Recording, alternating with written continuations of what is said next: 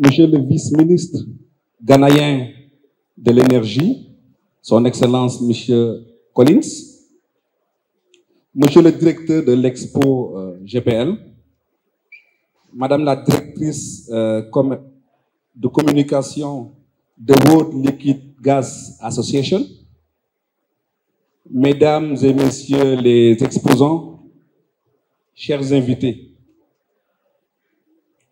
je voudrais à l'entame de mon propos vous transmettre les salutations et les félicitations du ministre du Pétrole, de l'Énergie et des Mines, M. Birame Souleye Diop, que j'ai le signe honneur de représenter à cette cérémonie. Il se réjouit de cette opportunité qui nous est offerte aujourd'hui pour discuter et échanger sur les enjeux de la promotion des gaz de pétrole liquéfiés comme énergie propre à la conservation des forêts en Afrique de l'Ouest. Cette exposition, la 5e du genre en Afrique, constitue un cadre d'échange et de partage qui revêt une importance au-delà pour le monde entier. Monsieur le ministre exprime sa gratitude aux organisateurs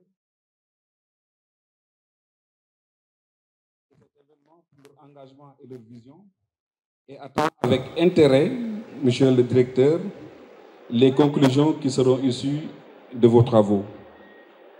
Mesdames, Messieurs, l'Afrique de l'Ouest, à l'instar des autres régions du monde, fait face à des défis environnementaux considérables tels que le changement climatique, la déforestation ou encore la transition écologique qui doivent être corrélés à la problématique de l'accès à l'énergie. Alors que nos pays cherchent à améliorer leur accès à l'énergie, il est impératif que les politiques mises en œuvre à cet effet tiennent compte de la nécessité de promouvoir un développement durable et respectueux de l'environnement. La région ouest africaine se trouve donc à un carrefour critique de son développement énergétique et justement, le gaz de pétrole liquéfié, objet de nos réflexions à l'occasion de cette exposition, se présente comme une solution clé pour atteindre cet objectif ambitieux. En effet, le GPL offre une alternative propre et efficace aux sources d'énergie traditionnelles et son utilisation contribuera inéluctablement à réduire les émissions de gaz à effet de serre, à améliorer la qualité de l'air et à protéger nos forêts. Des initiatives telles que la politique de butanisation menée par les autorités de l'État du Sénégal dans les années 80 ont permis de booster son utilisation dans le pays. C'est dans ce sens qu'il est noté une augmentation significative de la consommation annuelle de GPL qui a fortement contribué à la réduction de la pression sur nos précieuses ressources forestières.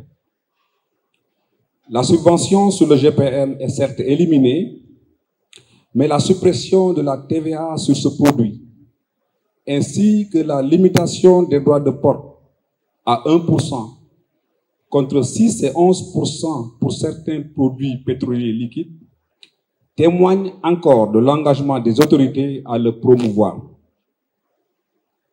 Dans cette même veine, et soucieux de permettre aux ménages d'accéder à ce produit hautement social et stratégique, l'État du Sénégal, au-delà de la renonciation aux taxes, a pris en charge les pertes commerciales sur les importations du GPL pour maintenir ces prix à leur niveau, et ce depuis 2014.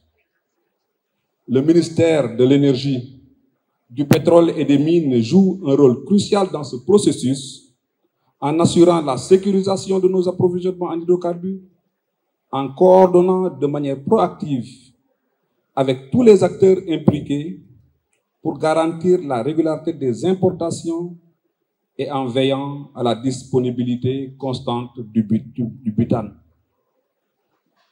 Le constat est fait, le Sénégal a entrepris un mix énergétique tendant entre autres à encourager l'adoption du GPL, des politiques incitatives ont été mises en place, les infrastructures de distribution améliorées et des campagnes de sensibilisation et d'information menées sur les avantages du GPL. Tous ces efforts, mesdames et messieurs, commencent à porter le fruit, mais il reste encore beaucoup à faire. Mesdames, messieurs, c'est justement sur ce vent d'optimisme que je voudrais lancer un appel à la collaboration et à l'innovation. Il est crucial que les gouvernements, le secteur privé, les organisations internationales et la société civile travaillent main dans la main pour créer un environnement propice à l'essor du GPL. Il est tout aussi vital d'investir dans la recherche et le développement pour améliorer les technologies liées au GPL et rendre son utilisation encore plus accessible et plus sûre. En promouvant le GPL comme une alternative propre et efficace, nous contribuons non seulement à la réduction des émissions nocives, mais aussi à la préservation de nos écosystèmes forestiers essentiels. C'est là une responsabilité collective que nous devons assumer avec sérieux parce que conscients des défis et des opportunités qu'offre cette transition énergétique. Échangeons des idées, partageons nos expériences et forgeons des partenariats solides et utiles. Notre engagement résolu, nos expertises partagées et nos expériences respectives sont essentielles pour faire avancer cette noble cause commune.